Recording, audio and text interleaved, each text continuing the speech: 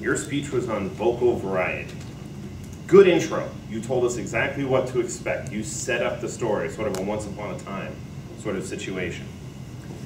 And you sounded a bit rambunctious as a child, if I may add.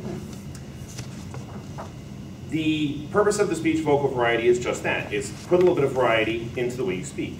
So that way it's not just your normal everyday voice. And right off the bat, I noticed kid voice, dad voice. Kid voice was higher pitched and a little bit faster. Dad's voice was a little bit lower and slower. But I want to come back to that in a minute, or in a moment since I don't have minutes. Good pauses, especially when you waited and waited. I thought that was great because we all started to giggle with that. And you had a couple of very important things that I think are good to any speech. You started off with your 3 important things about fishing. You have to have your bait, you have to have your pole, and you have to have patience. 3 things I don't have. A really good closing. Unfortunately, I was so busy writing notes, I missed one of your 2 rules. Does anybody know what the 2 rules she gave? I remember I have rule number 2, but I don't have rule number 1. Play by the rules. Wasn't that the first one? Was it play by the rules? Okay, thank you. That's the one I missed. The other one was no free meals, unless you happen to throw worms over the side to feed the fish directly.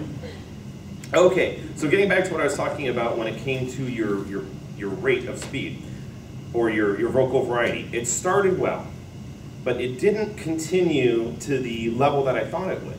You started off, your kid voice was slow and fast, and your dad voice was low and slow. And I sort of expected maybe something a little bit gruffer or rougher for grandpa, or that maybe it would be a bit more exaggerated, you know, what did you do with the worms?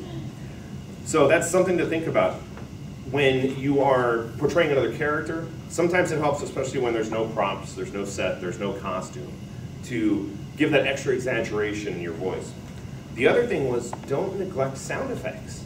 You had a great time with those worms, but you were talking about them being slimy, but there could have been sound effects, or when you dropped them overboard, or sploosh, whatever it happened to be. Maybe a big splash when the pole went away. So don't neglect sound effects. Those can be very, very descriptive. Overall, it was a really great speech. So great structure, great story. I thoroughly enjoyed it. Thank you.